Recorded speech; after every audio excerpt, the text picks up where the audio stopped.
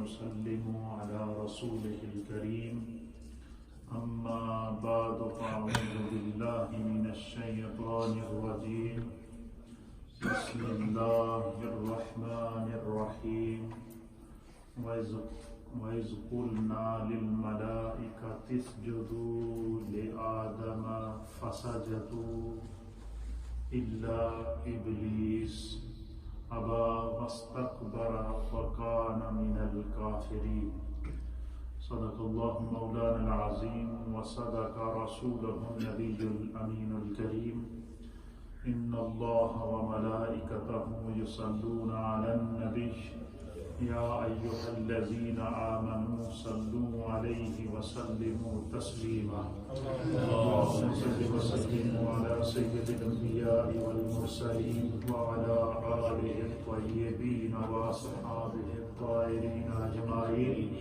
الصلاة والسلام عليك يا سيدي يا رسول الله وعلى آلك وأصحابك يا سيدي يا رحمة للعالمين.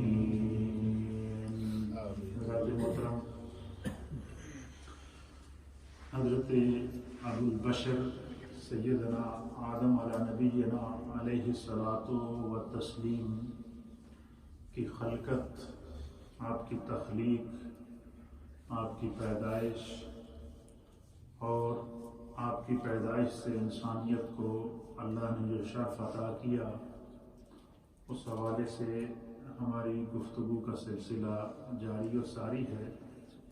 گزشتہ درس میں نے آپ کی خدمت میں حضرت آدم علیہ السلام کی پیدائش، آپ کے وجود کے اندر روح کا پھونکنا اور پھر حضرت آدم علیہ نبینا علیہ الصلاۃ والسلام کو اللہ نے فرشتوں کے سامنے جب پیش کیا اور فرشتوں سے کہا کہ تم نے کہا تھا کہ یہ انسان دنیا میں فساد پھیلائے گا، اور اللہ نے حضرت آدم علیہ السلام کو اپنی قدرت کا شاہکار بنا کے جو پیش کیا، تو علم کے ذریعے اللہ نے حضرت آدم علیہ السلام کو فرشتوں پر برتری عطا فرمائی. اور جب حضرت آدم علیہ السلام کی برتری فرشتوں پر ثابت ہو گئی تو اللہ رب العالمین قرآن کے اندر سورہ بقرہ کے اندر اس ہسٹری آف آدم علیہ الصلاۃ والسلام کو دہرا رہا ہے، بتا رہا ہے اور اپنے حبیب سے فرما رہا ہے وَإِذْ قُلْنَا لِلْمَلَائِكَةِ اسْجُدُوا. اور اے محبوب آپ یاد کیجئے جب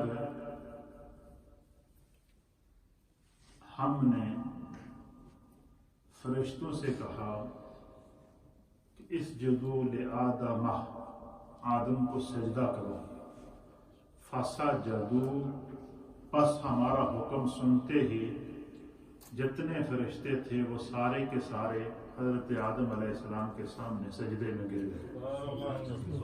الا ابلیس، مگر ابلیس نہ گرا، ابلیس نے سجدہ نہ کیا. ابا واستکبر، اس نے تکبر کیا. وکان من الکافرین، اور وہ کفر کرنے والوں میں سے ہو گیا یا کافروں میں سے ہو گیا. اب یہاں اللہ تعالیٰ نے حضرت آدم علیہ الصلاۃ والسلام کو جب فرشتوں نے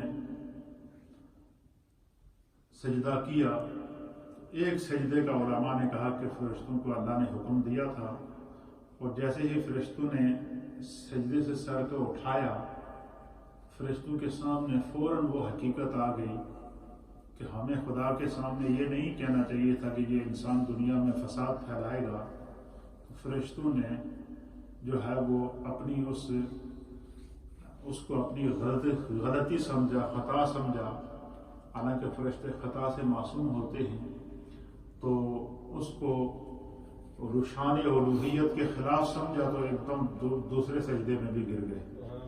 تو اللہ کے حبیب علیہ الصلوۃ والسلام فرماتے ہیں کہ اللہ تعالیٰ نے پھر قیامت تک کے لیے یہ دونوں سجدے میری امت کی نماز کے اندر رکھتے ہیں. اسی طریقے سے اس واقعے کو قرآن حکیم فرقان مجید میں اللہ تعالیٰ نے متعدد واقعات کے ساتھ دہرایا ہے، متعدد انداز میں دہرایا ہے، اور سورۃ الاعراف کی آیت نمبر 11 کے اندر بھی اللہ رب العالمین اس واقعے کو اسی انداز سے بیان فرما رہا ہے کہ ثم قلنا للملائکۃ اسجدوا لآدم فسجدوا الا ابلیس لم یکن من الساجدین۔ پہلی والی میں تھا وکان من الکافرین، اور یہاں فرمایا کہ وَلَمْ يَكُنْ مِنَ السَّاجِدِينَ، کہ وہ سجدہ کرنے والوں میں سے نہ تھا، اس لیے وہ اس نے تکبر کیا اور اس نے سجدہ نہیں کیا۔ پھر اس کے بعد سورۃ الحجر کے اندر اللہ تعالیٰ نے پھر اس واقعے کو دہرایا، اور اس میں بھی اللہ تعالیٰ نے فرمایا کہ فَقُوا لَهُ سَاجِدِينَ، کہ اللہ تعالیٰ نے ان سے کہا کہ سجدہ تو سجدے میں گر جانا، تو فسجد الملائکۃ، تمام فرشتے کلہم اجمعون، تم جتنے فرشتے تھے سارے کے سارے اکٹھے ایک دم اللہ کے حکم سے سجدے میں گر گئے، الا ابلیس، مگر ابلیس نہ گرا، ابلیس سجدے میں نہ گیا۔ ابا ان یکون مع الساجدین، اور کیونکہ وہ سجدہ سے انکار کرنے والوں میں سے تھا۔ پھر اسی طریقے سے سورہ بنی اسرائیل کی آیت نمبر 61 کے اندر بھی اللہ تعالیٰ نے اسی واقعے کو یاد دلایا، اور اس بار بار اس واقعے کو کیوں دہرایا جا رہا ہے؟ تاکہ نبی پاک صلی اللہ علیہ وسلم کی امت کو یہ سبق دیا جا سکے کہ انسان کو کسی بھی حال میں تکبر نہیں کرنا چاہیے، عاجزی اور انکساری سے۔ جب اس نے انکار کر دیا تو قرآن حکیم فرقان مجید اس منظر کو بیان فرماتا ہے کہ اللہ تعالیٰ نے پھر اس ابلیس سے کہا کہ تو نے میری نافرمانی کی ہے اور تو جنت سے نکل جا، تو رجیم ہے، تو مردود ہے۔ اب جب وہ مردود ہو گیا تو اس نے قسم کھائی کہ اس انسان کی وجہ سے میں جنت سے نکالا گیا ہوں۔ اس کے بارے میں مفسرین نے لکھا ہے کہ ابلیس جو تھا یہ جنات میں سے تھا، لیکن یہ بڑا عبادت گزار تھا، اس کو بہت اللہ نے علم عطا کیا تھا، اور وہ عبادت کی وجہ سے، ریاضت کی وجہ سے اللہ کا اتنا قرب حاصل کر چکا تھا کہ جنت کا جو دروازہ ہے اس دروازے کے اوپر اللہ نے اس کو متعین کیا تھا۔ جنت کے دروازے تک پہنچ چکا تھا، فرشتوں کا استاد کہلاتا تھا، اس حد تک اللہ کا قرب حاصل کر چکا تھا۔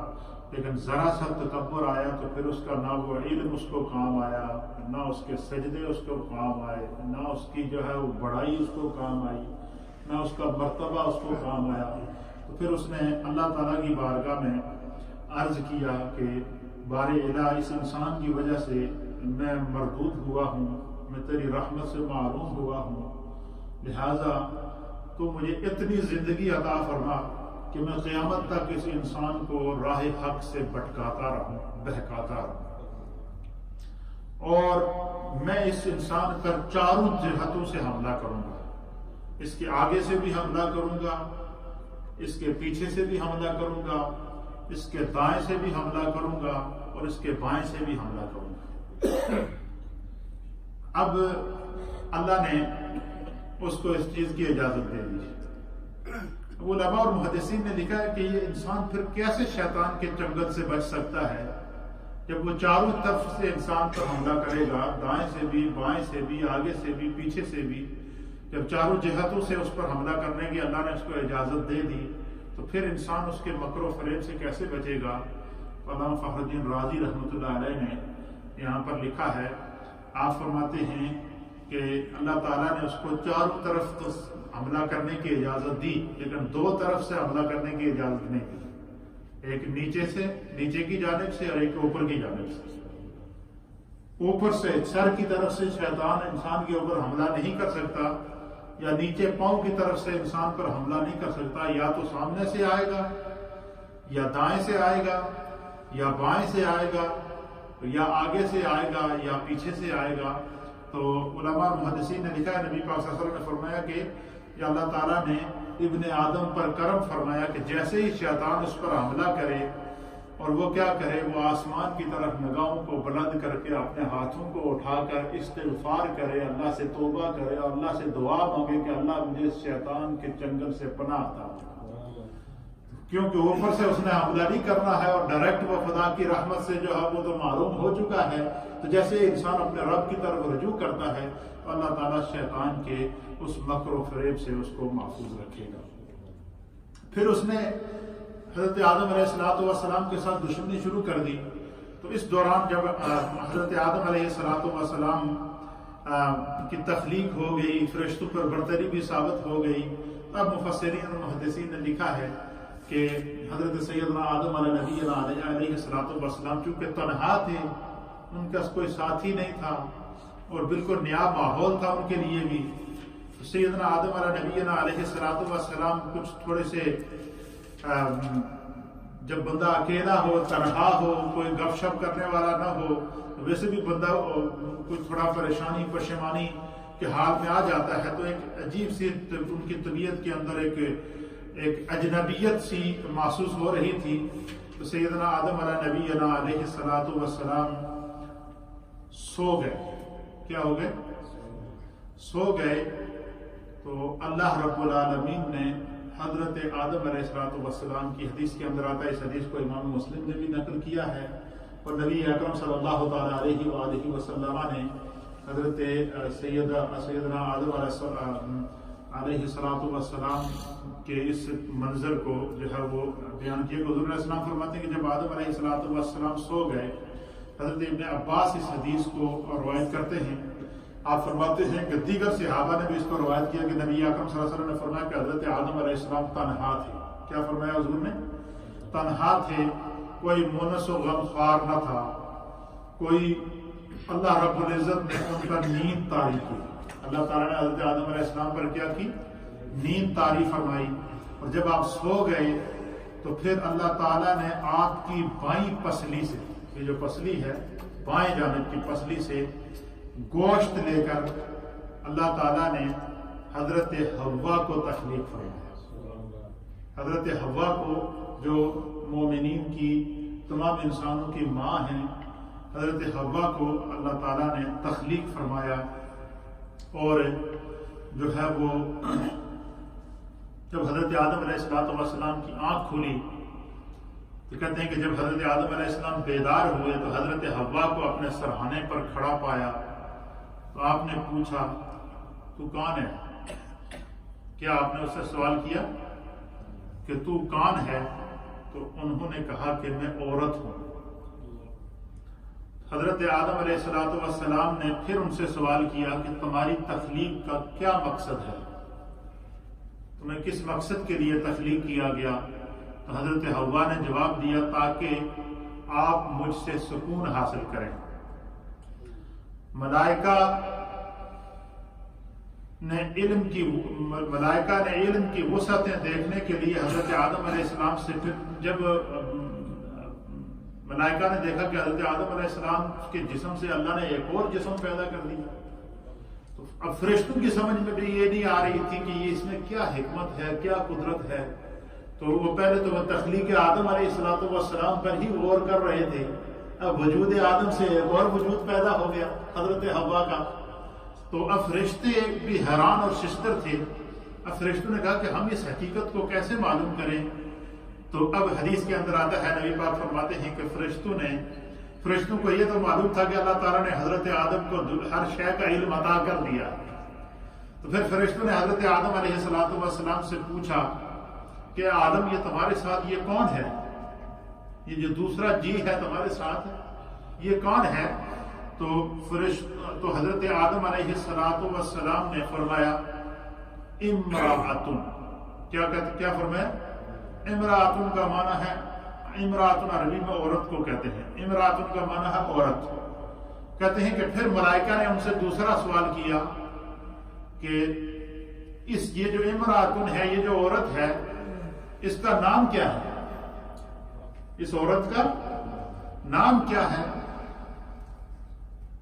تو نہیں فرمایا کہ اس کو عورت کیوں کہتے ہیں، اس کو امرأتن کیوں کہتے ہیں؟ یہ فرشتوں نے حضرت آدم علیہ السلام سے پوچھا کہ اس کو امرأتن کیوں کہتے ہیں؟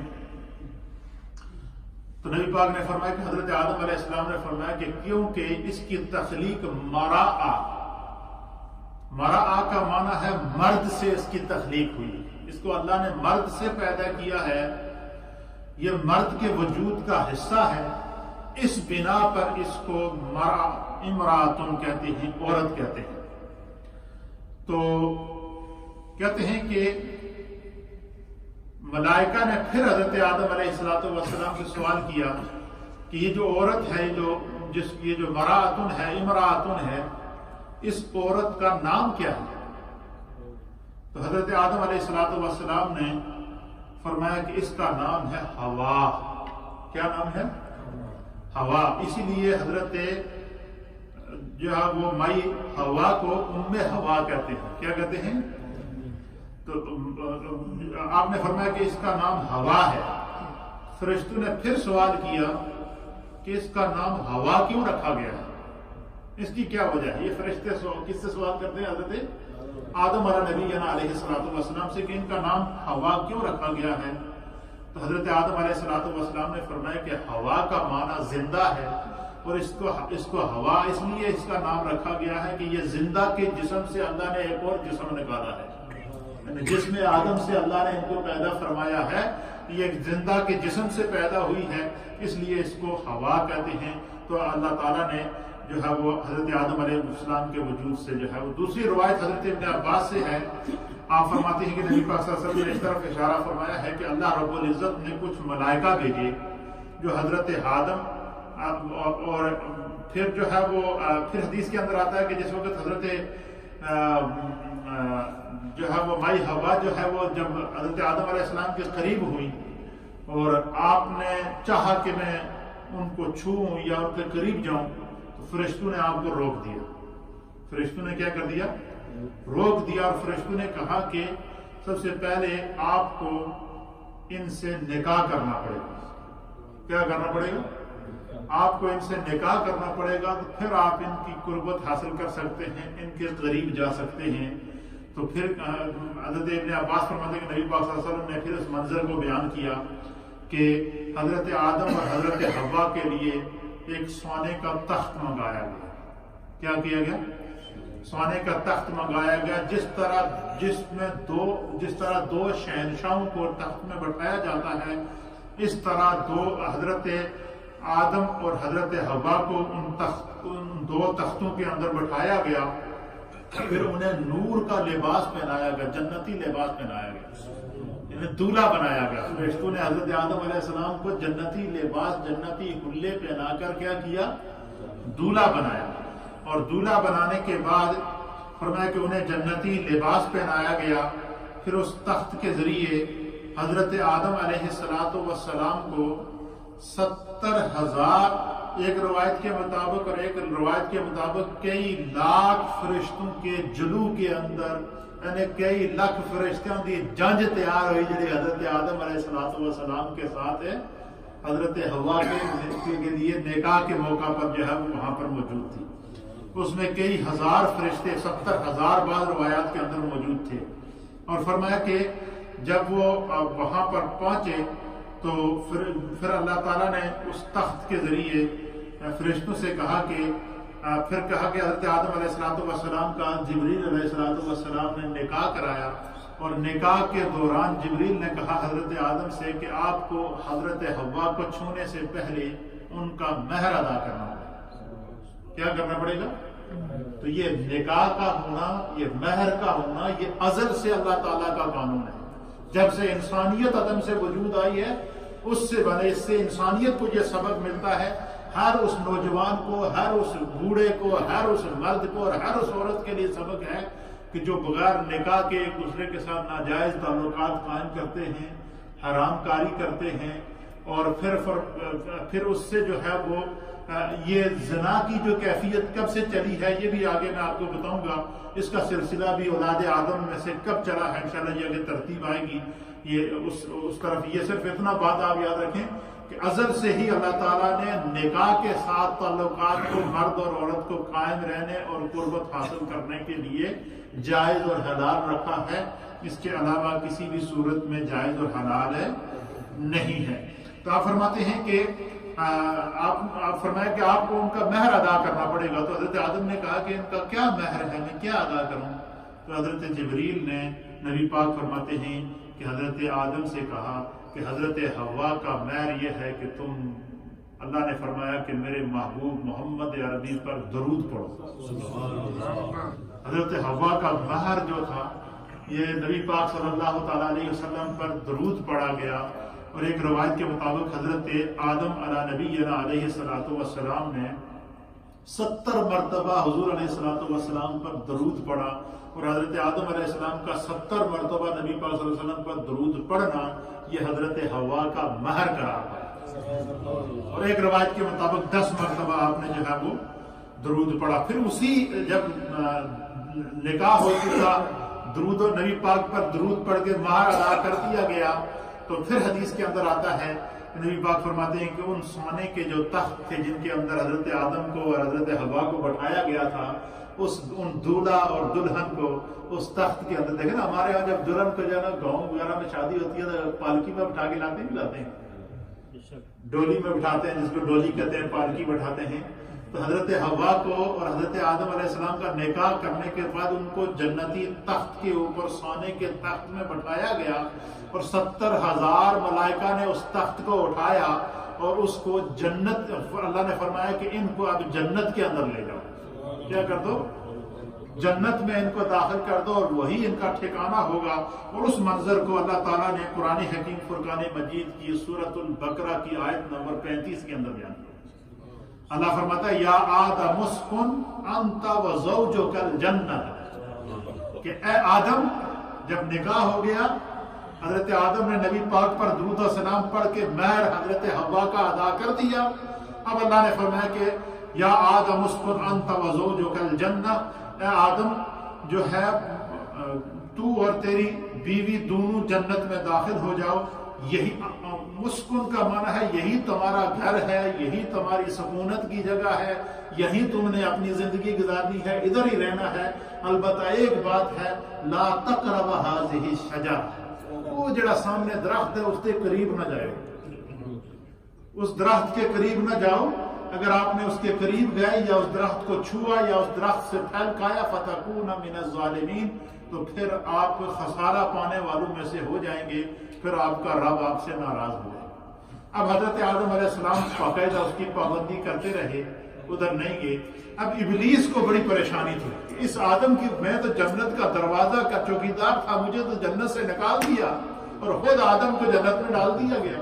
اب میں اس وقت تک اس آدم کو نہیں چھوڑوں گا جب تک ان کو میں اس جنت سے نکال نہ دوں. یہ اس نے ارادہ کر لیا, یہاں سے اس نے سازش کی. اس نے کیا کیا کہ وہ جنت کے دروازے پر پہنچا. اب وہ جو جنت کے دروازے کے جو خازن تھا, جو اس کا جو چابی اس کے ابلیس کے پاس تھی, شیطان کے پاس تھی, اس کی چابیاں بھی اس سے کیا کر دی گئی, لے لی گئی. اب یہ جب دوبارہ جنت کے دروازے پر پہنچا کہ میں کسی طریقے سے جنت میں داخل ہو کر وہاں سے آدم کو, اور اللہ نے یہ جو فرمایا کہ درخت کے پاس نہ جائے, ان کو کسی نہ کسی طریقے سے میں اس درخت کے پاس لے کر جاؤں. اب یہ جب جنت کے دروازے پر پہنچا تو جنت کے دروازے پہ جو فرشتے تھے انہوں نے اس کو منع کر دیا کہ اللہ نے تجھے مردود کر دیا, اب تو جنت میں نہیں آ سکتا, کسی صورت میں نہیں آ سکتا. بڑی اس نے کوشش کی اندر داخل ہونے کی, لیکن نہیں داخل ہو. کافی عرصہ باہر گھومتا رہا کہ کسی طریقے سے کوئی اندر جائے, لیکن اندر جانے کی سکیورٹی بڑی سخت لگا رکھی تھی جنت کہ ابلیس اس کے اندر داخل نہیں ہو سکتا.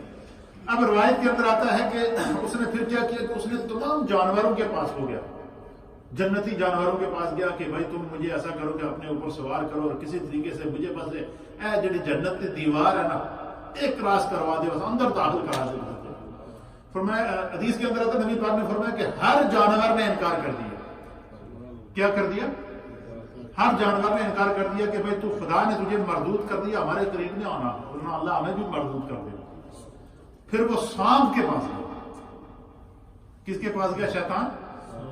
سانپ کے پاس گیا تو سانپ کی جب اللہ تعالیٰ نے سانپ کو پیدا کیا مردود ہونے سے پہلے, یہ سانپ بھی شیطان کے ساتھ مردود ہوا ہے. سانپ کے پاس گیا, اس نے سانپ کو کہا کہ تو مجھے کسی طریقے سے جو ہے نا اپنے منہ میں رکھ کے جنت میں لے جا. سانپ کی جو حیت تھی نا, اس کے بارے میں حیات الحیوان کے اندر علامہ دمیری رحمۃ اللہ علیہ نے لکھا ہے، اور حدیث کے اندر بھی آتا ہے، نبی پاک صلی اللہ علیہ وسلم نے بھی اس طرح اشارہ فرمایا، اور دیگر محدثین اور مفسرین نے بھی لکھا ہے۔ علامہ دمیری رحمۃ اللہ علیہ حدیث کا حوالہ دیتے ہوئے اس کو باقاعدہ نقل فرماتے ہیں کہ یہ جو سانپ تھا یہ اونٹ کی طرح اس کا جسم تھا، اس کی 4 ٹانگیں ہوتی تھی۔ سانپ کی کتنی ٹانگیں تھی؟ 4 ٹانگیں تھی اس کی باقاعدہ، اور اس کی جو جسامت تھی، اور جس سے اس کے یہ دیکھنے میں بالکل جس طرح اونٹ تھا اس طرح لگتا تھا۔ یہ اپنی ٹانگوں پہ چلتا تھا، ٹانگوں پہ جو ہے وہ گھومتا پھرتا تھا۔ آج کل دیکھنا آپ کو جتنا سانپ نظر آتے ہیں وہ ٹانگوں کے بغیر ہیں، پتہ ہے نا آپ کو۔ تو یہ ابلیس جب سانپ کے پاس گیا تو اس نے سانپ سے کہا کہ بھائی کسی طریقے سے میرے جنت میں داخل کر دے، بس میں بڑا پریشان ہوں، میں اس آدم نہیں ہوا ہے تو میں جنت مجھے کڑیا گیا، کسی طریقے سے میرے جنت۔ سانپ نے کیا کیا؟ سانپ نے اس کو اپنے منہ کے اندر رکھا اور اس کو لے کر جنت میں داخل ہو گیا، اور اس طریقے سے داخل ہوا جنت کے اندر کہ جو دربان فرشتہ تھا جنت کا اس کو بھی پتہ نہیں چلا، اس کو بھی پتہ۔ یہ جب جنت کے اندر داخل ہو گیا تو پھر اس نے جناب وہاں پر ایک فرشتے کی صورت اختیار کی، فرشتے کا روپ اختیار کیا۔ اللہ سے اس نے مہلت تو لی ہوئی تھی کہ میں اس انسان کو بہکاؤں گا۔ اس نے حضرت آدم علیہ السلام اور حضرت حوا کو جو ہے وہ ان سے باتیں کرنا شروع کر دی، اور ان سے کہا جی کہ یہ جو درخت ہے نا، یہ پتہ ہے تمہیں اللہ نے اس کے پاس جانے سے کیوں منع کیا ہے؟ حضرت آدم نے تو اس کو صاف منع کر دیا۔ حضرت حوا کو کہا کہ پتہ ہے تمہیں اس درخت کے پاس جانے سے کیوں منع؟ اس لیے منع کیا گیا کہ جو بندہ اس درخت سے کچھ چیز کھا لیتا ہے اس کے اندر اللہ فرشتوں والی خاصیت پیدا کر دیتا ہے، فرشتوں والی زندگی پیدا کر دیتا ہے، ان کو پھر کبھی موت نہیں آئے گی، وہ ہمیشہ زندہ رہیں گے، اور جو ہے وہ اللہ کی تسبیح کرتے رہیں گے، اور پھر وہ فرشتوں والی جتنی عادات اور خصلتیں ہیں اس کے اندر آ جائیں گی۔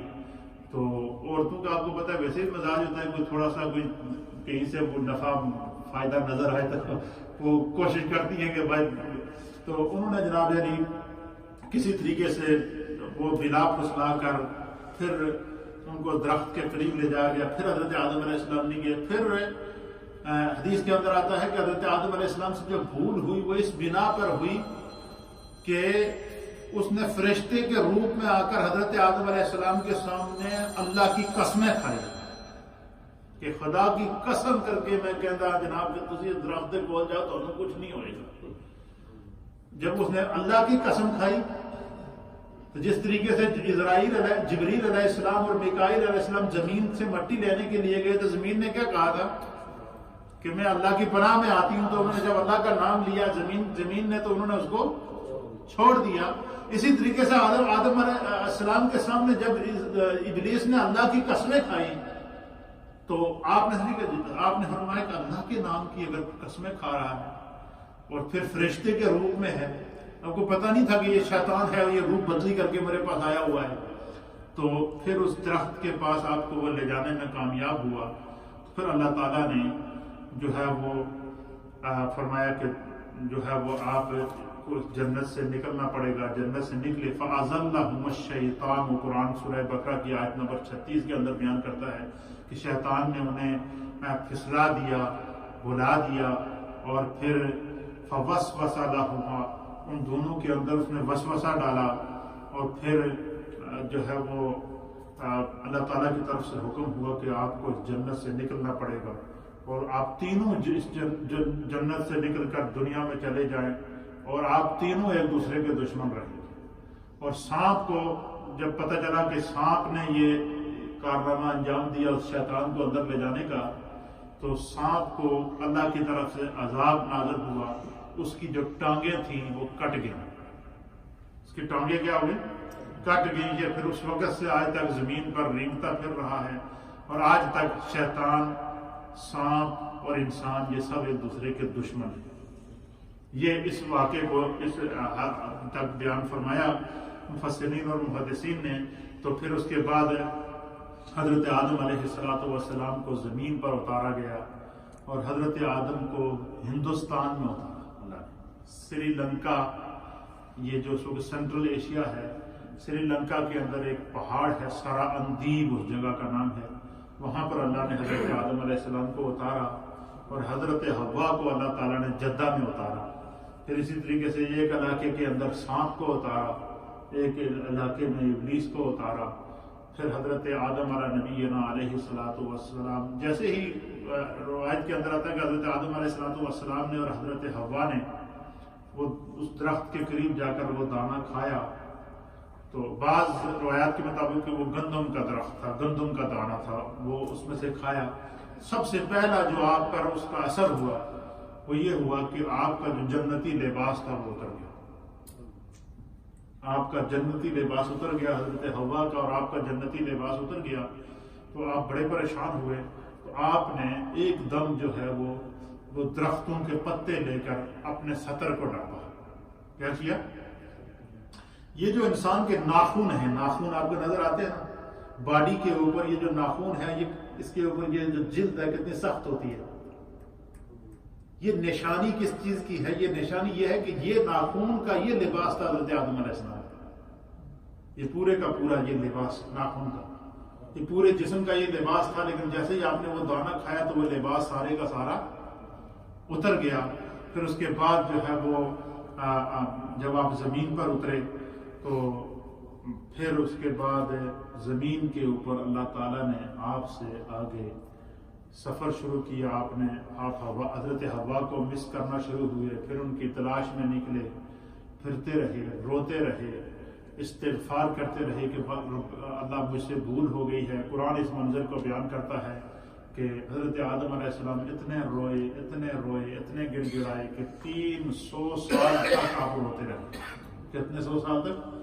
300 سال تک آپ روتے رہے اور اللہ سے دعا کرتے رہے، ربنا ظلمنا انفسنا وان لم تغفر لنا وترحمنا لنکونن من الخاسرین. کہ اے اللہ بے شک ہم نے اپنی جانوں پر ظلم کیا، اور اگر تو نے ہمیں معاف نہ کیا اور ہماری بخشش نہ کی تو ہم گھاٹا پانے والوں میں سے ہو جائیں گے. 300 سال تک آپ روتے رہے، کریا گلی گلی گھومتے رہے، حتیٰ کہ ایسے اتنے روئے اور آپ کے جسم سے اتنے آنسو نکلے کہ فرمائے کہ یہ جتنے پھول اور پھل، یہ جو پھول پیدا ہوئے نا، پھول اور پھولوں کی پتیاں، فرمایا کہ یہ اس جگہ سے اللہ تعالیٰ نے ان کو پیدا کیا جس جگہ سے حضرت آدم علیہ السلام کے آنسو گرتے تھے. یہ حضرت آدم علیہ السلام کے آنسو سے، جب آپ نے دیکھا نا کہ پھول کی کوئی پتی آپ توڑیں تو اس کے اندر کیا ہوتی ہے؟ اس کے اندر رس موجود ہوتا ہے، اس کے اندر تاثیر موجود ہوتی ہے، اس کے اندر خوشبو موجود ہوتی ہے.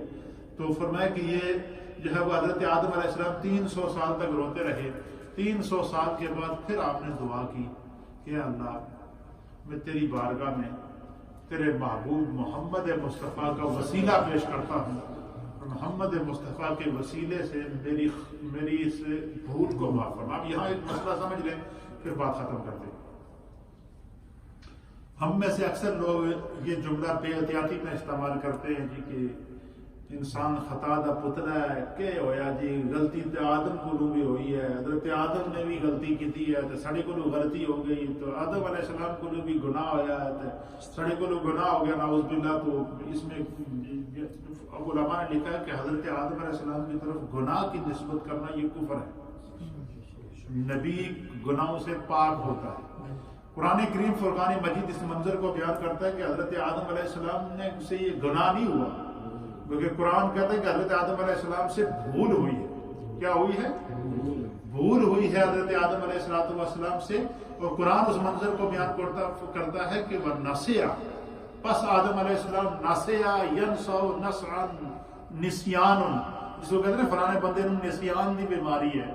یہ نسیان کا معنی بھول جانا. تو قرآن کہتا ہے فنسیا، پس آدم علیہ السلام سے بھول ہوئی. اور بھول بھی کس طرح ہوئی؟ لم نجد لہو عزما. قرآن کہتا ہے یہ بھول بھی آدم علیہ السلام سے بے خیالی میں ہوئی. عزم کہتے ہیں کوئی ارادے سے نہیں ہوئی، انہوں نے کوئی ارادے سے یہ بھول نہیں کی، بے خیالی کے اندر حضرت آدم علیہ السلام سے یہ بھول ہوئی ہے. تو اور اللہ تعالیٰ نے پھر آپ کی اس بھول کو نبی پاک صلی اللہ علیہ وسلم کا جب آپ نے وسیلہ پیش کیا، اللہ نے اس بھول کو معاف کیا. حدیث کے اندر آتا ہے کہ اللہ نے حضرت آدم سے پوچھا کہ آدم تیرے کو کس نے بتایا کہ محمد میرے محبوب ہیں؟ یہ تمہیں کیسے پتا چلا کہ محمد میرے محبوب ہیں؟ حضرت آدم علیہ السلام نے عرض کی کہ بارے الہ جب تو نے مجھے عدم سے وجود بخشا اور میرے وجود میں روح پھونکی، جب میری آنکھ کھلی تو میری پہلی نظر عرش کے اوپر پڑی. عرش کے کونوں کے اوپر لکھا ہوا تھا لا الہ الا اللہ محمد رسول اللہ. پھر تو نے مجھے جنت میں داخل کیا. جب میں جنت میں سیر کرتا تھا تو جنت کی ہر پتی کے ساتھ لکھا ہوتا تھا، ہر پتے کے اوپر لکھا ہوا تھا لا الہ الا اللہ محمد رسول اللہ. پھر جب میرا نکاح ہوا تو جب میں نے مہر ادا کیا تو میرے لیے ہوا کو حلال بھی تو نے اسی نام محمد کے صدقے کیا ہے. اے اللہ، میں نے ہر جگہ تیرے نام کے ساتھ محمد کا نام لکھا ہوا دیکھا تو مجھے اس چیز کا علم ہو گیا کہ محمد آپ کے محبوب ہیں. نمبر 1 بات. نمبر 2 بات علماء نے لکھی کہ جب اللہ تعالیٰ نے حضرت آدم علیہ السلام کو وَعَلَّمَ آدَمَ الْأَسْمَاءَ كُلَّهَا، کہ جب آدم علیہ السلام کو ہر شے کا علم عطا کر دیا، جس طرح کل کے درس میں نے آپ کو بتایا کہ اللہ تعالیٰ نے جب اپنا دست قدرت حضرت آدم علیہ السلام کی پشت پر رکھا تو آپ نے اپنی ہر اولاد کو اپنے سامنے دیکھا تو اس میں آپ نے محمد عربی، محمد مصطفیٰ کریم صلی اللہ تعالیٰ علیہ وسلم کا کو بھی دیکھ لیا. تو آپ کا جب وسیلہ پیش کیا تو اللہ تعالیٰ نے نبی پاک کے وسیلے کے صدقے حضرت آدم سے فرمایا کہ آدم تیرے رب نے تیری بھول کو معاف کر دیا، تیرا رب تجھ سے کیا ہو گیا ہے؟ راضی ہو گیا. اب حضرت آدم علیہ السلام کہتے ہیں کہ میں جب جنت میں تھا تو میں فرشتوں کے ساتھ جو ہے وہ بیت المعمور کا طواف کرتا تھا. فرشتوں کا بھی ایک قبلہ ہے یہ عرش کے نیچے ہے، جس کو بیت، جیسے ہمارا خانہ کعبہ ہے، طرح فرشتوں کا بھی قبلہ ہے جس کو بیت المعمور کہتے ہیں. تو میں بیت المعمور کا فرشتوں کے ساتھ طواف کرتا تھا. تب جب اللہ تعالیٰ نے 300 سال گریہ وزاری کے بعد حضرت آدم علیہ السلام کو معافی عطا فرمائی، آپ سے اللہ راضی ہوا تو اللہ نے فرمایا کہ آدم میں تجھ سے راضی ہوں، تو نے بہت گریہ وزاری کی ہے، اب یہ بتا تو کیا چاہتا ہے کہ تیرا رب تمہیں عطا کرے. اب تیرا رب چاہتا ہے کہ تو راضی ہو. راضیتم مرضیہ کے الفاظ قرآن میں آتے ہیں کہ جس سے خدا راضی ہوتا ہے. یہ رضاعت ایک طرف سے نہیں ہوتی، دونوں طرف سے ہوتی ہے. خدا بھی بندے سے راضی ہوتا ہے، بندہ بھی خدا سے راضی ہوتا ہے. اور جب بندہ اور خدا آپس میں راضی ہو جائے پھر اللہ فرماتا ہے یا ایتھا النفس المطمئنہ، اے مطمئن جان ارجعی، اپنے رب کی طرف لوٹ کے آ جا. راضیتم مرضیہ، اس حال میں اپنے رب کی طرف آ کہ تو رب سے راضی ہے، رب تجھ سے راضی ہے. اب اللہ تعالیٰ نے فرمایا کہ محبوب آدم تیرا رب تم سے راضی ہے، اب یہ بتا تو کیا چاہتا ہے جو میں تمہیں عطا کروں تو خوش ہو جائے. حضرت آدم علیہ السلام نے اللہ کی بارگاہ میں عرض کی کہ بارے الہ، میں جب جنت میں تھا تو میں فرشتوں کے ساتھ بیت المعمور کا طواف کرتا تھا اور 70 ہزار لاکھوں فرشتے ایک ایک وقت میں تیری اطاعت میں تیرا طواف کرتے تھے. میں چاہتا ہوں کہ جس طرح تو نے فرشتوں کے لیے قبلہ بنایا ہے اس طرح زمین پر میری اولاد کے لیے بھی ایک قبلہ بنا، تاکہ میری اولاد بھی اس کعبے کا تیری اطاعت کے اندر، تیری فرما برداری کے اندر، تیری عبادت کرتے ہوئے اس کا طواف کرتی ہے. تو اللہ تعالیٰ نے حضرت جبریل کو حکم دیا کہ بالکل یہ جو خانہ کعبہ شریف ہے نا، یہ وسط زمین کے اندر ہے، یہ سینٹر آف دا ارتھ ہے، اور اسی کے اوپر خانہ کعبہ کے اوپر عرش الہی تک یہ جتنا ایریا ہے سارے کا سارا قبلہ ہے. یہ فضائی حدود بھی قبلہ ہے. اسی طریقے سے خانہ کعبہ جس زمین کے اوپر ہے اس کے نیچے 7 زمینیں ہیں. کتنی زمینیں ہیں؟ اور اس کی جو بنیادیں ہیں کعبے کی، یہ 7 زمینوں تک نیچے ہیں. یعنی یہ 7 زمینوں تک اسی طرح قبلہ ہے، 7 آسمانوں تک اسی طرح قبلہ ہے، سدرہ تک اسی طرح قبلہ ہے، سدرہ کے بعد عرش الہی تک اس طرح کا قبلہ ہے. یہ اسی طرح عرش الہی کے نیچے جو قبلہ ہے وہ فرشتوں کا قبلہ ہے، اسے بیت المعمور کہتے ہیں. اور یہ ساری کی ساری جہت قبلہ ہے. اللہ تعالیٰ سے دعا کی کہ اس طرح کا قبلہ جس طرح تو نے فرشتوں کا کعبہ بنایا ہے اس طرح کا ایک کعبہ زمین پر اتار دے تاکہ میں اور میری اولاد اس کو قیامت تک اس کا اسی طرح طواف کرتے رہیں. اور جو نیکیاں، جو لطف اس طواف کعبہ کا تو فرشتوں کو عطا فرماتا ہے، وہ اسی طرح کا ثواب اور اسی طرح کا اعزاز میری اولاد کو ملتا ہے. اللہ تعالیٰ نے حضرت آدم علیہ السلام کی اس دعا کو قبول کیا. اور ایک روایت کے مطابق حضرت جبریل سے اللہ تعالیٰ نے کہا کہ فرشتوں کو لے کر جاؤ، جنت سے پتھر لے کر جاؤ، جنتی پتھر لے کر جاؤ، اور جس سے خانہ کعبہ کی دیواریں اس کی بنیادیں میں رکھو۔ جنتی پتھروں کو علامہ جلال الدین سیوطی رحمۃ اللہ علیہ نے در منصور کے اندر یرفع ابراہیم القواعد اس کے تحت لکھا ہے کہ جنت سے جو فرشتے پتھر، جنتی پتھر لے کر آئے، وہ اتنے بڑے بڑے پہاڑ تھے کہ 40 فرشتوں نے ایک ایک پہاڑ اٹھایا ہوا۔ فرشتوں کی طاقت کا کیا عالم تھا۔ فرمایا کہ جہاں پر کعبے کی بنیادیں ہیں، یہاں آ کر جبریل علیہ السلام نے پیر مارا، ایک سائڈ پہ پیر مارا، دوسری سائڈ پہ پیر مارا، تیسری سائڈ پہ پیر مارا، چوتھی سائڈ پہ پیر مارا۔ جیسے ہی جبریل علیہ السلام کا پیر لگا تو وہ پیر 7 زمینوں تک، وہ زمین گہری ہو گئی، 7 زمینوں تک وہ نیچے چلی گئی۔ پھر اس کے اوپر پہلے فرشتوں نے خانہ کعبہ کی تعمیر کی، پھر حضرت آدم علیہ السلام نے فرشتوں کے ساتھ مل کر جو ہے وہ پھر اس کی بنیادوں میں شامل ہوئے۔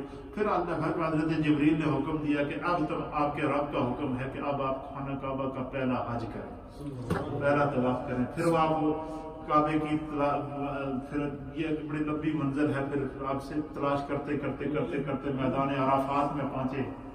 عرفات میں پہنچے تو وہاں آگے حضرت مائی حوا بیٹھی ہوئی تھی، انتظار کر رہی تھی۔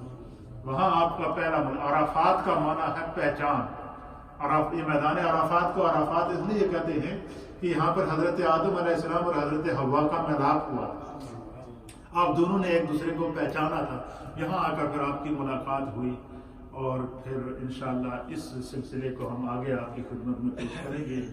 پھر آگے یہاں سے اولاد آدم کا سلسلہ چلتا ہے، حضرت آدم علیہ السلام کی اولاد کا سلسلہ اللہ تعالیٰ نے پھر زمین پر شروع کیا، اور پھر یہاں سے نسل انسانی چلی ہے۔